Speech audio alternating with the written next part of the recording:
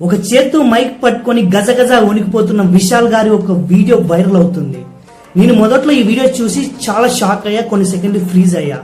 ఎందుకంటే సినిమా ఇండస్ట్రీలో విశాల్ గారు ఎంతో ఫిట్ గా, ఎంతో ఆరోగ్యంగా, ఎంతో స్ట్రాంగ్ గా ఉండే వ్యక్తి. అలాంటి పర్సన్ ఇంత వీక్ అయిపోయాడంటే ఎవరు నమ్మరు. సో సరిగ్గా 12 సంవత్సరాల క్రితం సి సుందర్ గారి డైరెక్షన్ లో విశాల్ గారు, వరలక్ష్మి శరత్ కుమార్ గారు అండ్ అంజలి గారు ఈ ముగ్గురి కాంబినేషన్ లో మత గజరాజు అని ఒక సినిమా రిలీజ్ అవ్వాల్సి ఉంది.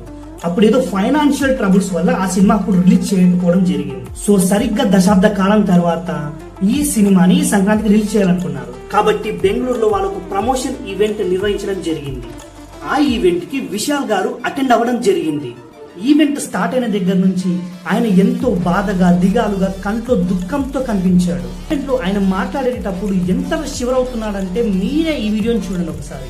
ఓపెన్ பண்ணி பாரு, இவருதான் பாடுறாரு அப்படின்னு. ఆయన మాట్లాడేటప్పుడు మైక్ పట్టుకోవడానికి కూడా కుదరట్లేదు, ఈవెన్ మాట్లాడలేకపోతున్నాడు. విశాల్ గారి ఆరోగ్యం పైన రీసెంట్ గా చెన్నైలోని అపోలో హాస్పిటల్ వాళ్ళు ఒక హెల్త్ బులెటిన్ రిలీజ్ చేయడం జరిగింది. సో వాళ్ళు ఏమంటున్నారంటే విశాల్ గారి ఆరోగ్యం బాగానే ఉంది, కాకపోతే ఆయన హై ఫీవర్ తో బాధపడుతున్నారు, ఆయనకి చాలా బెడ్ రెస్ట్ అవసరం అండ్ ఆయన త్వరలోనే కోలుకుంటారని వాళ్ళు చెప్పడం జరిగింది. అసలు విశాల్ గారు అంటే మనకు గుర్తొచ్చే పర్సనాలిటీనే వేరు.